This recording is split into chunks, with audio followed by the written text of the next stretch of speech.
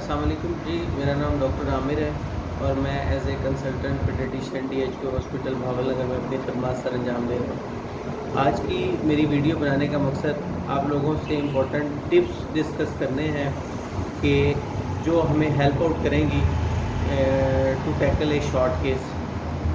Short case जो FCPS exam में या अंडर ग्रेजुएट एग्ज़ाम में होता है, वो उसके लिए आपको परफॉर्म करने के 5 मिनट होते हैं और 5 मिनट में ही आपने उसको इंटरप्रेट करके उसका वाइवा देना होता है। तो ज़्यादातर स्टूडेंट्स को शॉर्ट केस में बहुत ज़्यादा डिफ़िकल्टी होती है क्योंकि उसमें आपको रैपिडली परफॉर्म करना होता है। पहली बात तो ये याद रखें कि आप शॉर्ट केस में आपने जो स्कीम है वो अच्छी तरह याद करनी है, उसको अच्छी तरह रट्टा लगाना है और उसके अंदर ही मॉडिफिकेशन करनी है हल्की फुल्की सी, ठीक है। और उसमें फ्लुएंसी बहुत ज़रूरी है, बहुत ज़्यादा फ्लुएंसी मैटर करती है। और पहली बात, दूसरी बात ये कि आपने अपनी कमांड को ज़रूर फॉलो करना है। जो आपको किसी भी केस में कमांड दी जाए उसको ज़रूर पहले पूरा करना है, बाद में रेलेवेंट एग्जामिनेशन करना है।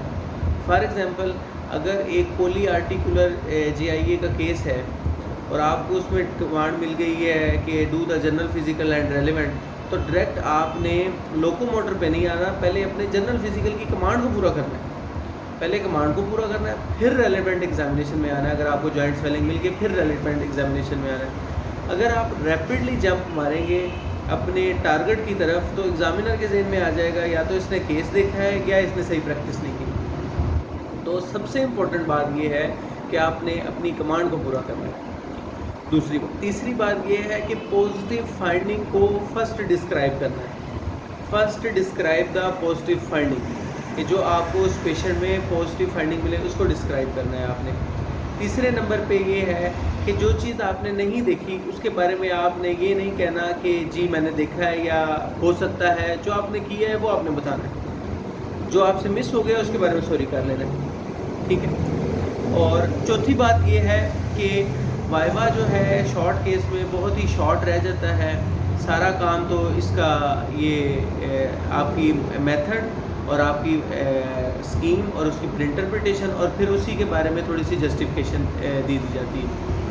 फॉर एग्ज़ाम्पल, एक मैं आपको जैसे एग्जांपल देता हूँ, एक नेफ्रोटिक सिंड्रोम का केस है जिसमें आपको जनरल फिजिकल की कमांड मिल सकती है, जिसमें आपको do the abdominal examination and relevant भी मिल सकता है, जिसमें आपको लोकोमोटर का भी एक कमांड मिल सकती है, जिसमें आपको चेस्ट की ऑस्कल्टेशन की भी कमांड मिल सकती है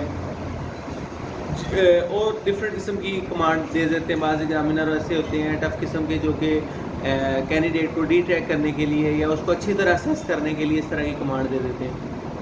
फॉर एग्ज़ाम्पल, अगर आपको नेफ्रोटिक सिंड्रोम की कमांड मिल गई है तो सबसे पहले आपने अपनी नेफ्रोटिक सिंड्रोम में जनरल फिजिकल की कमांड मिल गई है तो सबसे पहले आपने जनरल फिजिकल को पूरा करना है। उसमें अपने हैंड से शुरू करना है। पहले बच्चे को वॉक करवा लेना है, हाइट लेनी है, वेट लेने हैं, हैंड वगैरह देखने हैं, ऊपर आ जाना है, पेलर जॉन्डस वगैरह, ओरल कैविटी को ज़रूर दें, थायराइड को ज़रूर देखें और फिर फिटलिटी में रेलेवेंट एग्जामिनेशन में।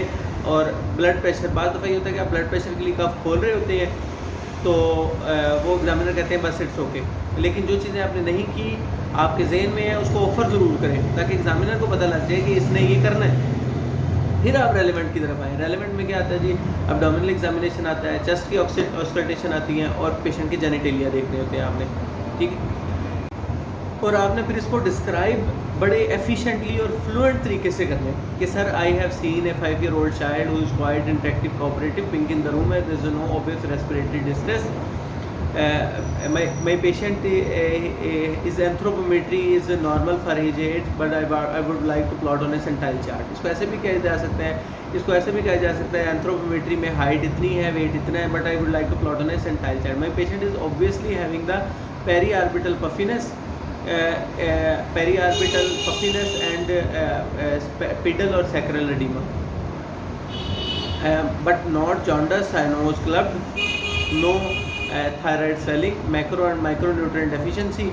On further extension of my examination, abdomen is distended. There is evidence of free fluid in the abdomen in the form fluid thrill and shifting dullness, but no tenderness. Decrease in entry on the both sides of the chest, और ये आपका, और oral cavity is normal. ये आपका एक आपने summarise, जब आप इसकी प्रैक्टिस करेंगे, बार बार इसको और याद करेंगे तो और फ्लुएंटली हो जाएगा, और ज़्यादा अच्छा हो जाएगा।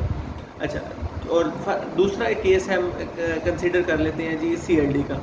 CLD में आपको कमांड दी जा सकती है एब्डोमिनल एग्जामिनेशन की, CLD में आपको कमांड दी जा सकती है जनरल फिजिकल की, CLD में आपको कमांड दी जा सकती है लोकोमोटर की, मुख्तलिफ़ किस्म की कमांड आ जाती है, ठीक है। बाज़ दफ़ा तो ये होता है कि आपको ये चेस्ट के केस में GP की कमांड दी जाती है और इन द एंड मिलता कुछ नहीं है। वो यही असेस करने की कोशिश कर रहे होते हैं कि आपने कोई मरीज़ देखा तो नहीं है पहले से, या आप प्री प्लान्ड तो नहीं है कि आपने ये करना है, आपकी असेसमेंट कैसी है। तो ये बड़ी इंपॉर्टेंट बात है कि आप अपनी कमांड को फॉलो करें।